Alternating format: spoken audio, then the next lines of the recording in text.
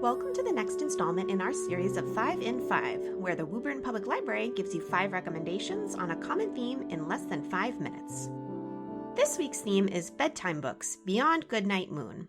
Goodnight Moon may be the gold standard for classic bedtime stories, but here in the children's room, we're always on the lookout for new stories to help us and our families get to sleep. Today's selections are 5 of our favorites. First up is Posey the Monster Slayer by Cory Doctorow. Fearless Posey can't wait for lights out, not because she's ready for bed, but because that's when the monsters come out. Using what she's learned from her favorite monster storybook, as well as a few of her favorite toys, she confidently conquers every creature that comes creeping into her room. But are her talents enough to defeat her sleep-deprived and increasingly exasperated parents? If you're looking for a humorous inversion of the trope where children are afraid of monsters under the bed, Posey the Monster Slayer may be a great choice for your next bedtime book. Next we have The Big Bed by Bunmi Laditan. Two's company, but three's a crowd. At least, that's how the young protagonist of this story sees it. Every night when she tries to join her parents in their bed, the same question arises. Who, precisely, does mommy belong to? Presented as the precocious young girl's presentation for why her dad should be the one booted out of the bed at night, this book is filled with the rare kind of hilarity that will have both children and adults in stitches. If you're looking for a hearty laugh before bed, as well as a number of pricelessly illustrated facial expressions that have to be seen to be fully enjoyed, The Big Bed may be the next nighttime storybook for you. Next, we have Mitchell's License by Hallie Durand. 3-year-old Mitchell never wants to go to bed. That is, until the day his dad says Mitchell can drive himself there by sitting on Dad's shoulders and steering him around by the ears.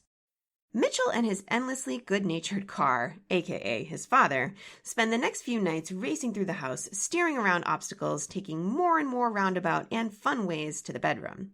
But what happens when Dad runs out of gas?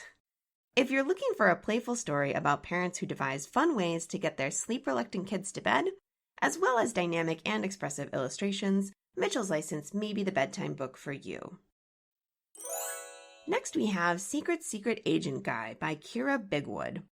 The young protagonist in Secret Agent Guy has a mission, and he has chosen to accept it: to sneak out of bed and liberate a lollipop from the kitchen cupboards downstairs. Gearing up with gadgets to dodge traps, parents, and canine spies, our secret agent thinks he's on the verge of completing his mission, until he's confronted by the one adversary he never saw coming. A rhyming story set to the tune of Twinkle Twinkle Little Star, Secret Agent Guy is a cute and clever take on childhood's nighttime adventures, suitable for anyone with a little James Bond in their life. Lastly, we have The Problem with Pajamas by Lauren Stoller. When Cody gets home, the first thing she wants to do is leap out of her uncomfortable clothes and relax in her underthings on the rug. The absolute last thing she wants to do is put on a pair of itchy, scritchy, scratchy pajamas, no variation of which has ever been comfortable for her. Despite her stuffed animal friends' attempt to convince her that pajamas are great, Cody just can't tolerate the way they feel, and she says so by way of a number of humorous songs. All is not lost, though, because Cody's dad has her back and offers her an alternative to pajamas that will keep her cozy and comfortable. If you're looking for energetic and expressive drawings, a young protagonist filled with personality, and a story where a loving parent accommodates a child's needs in the way that works best for them, The Problem with Pajamas may be the book for you.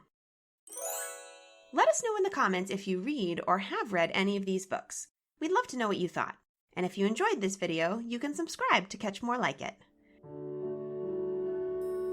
This has been 5 in 5 with the Woburn Public Library. Thanks for watching, and we'll see you next time.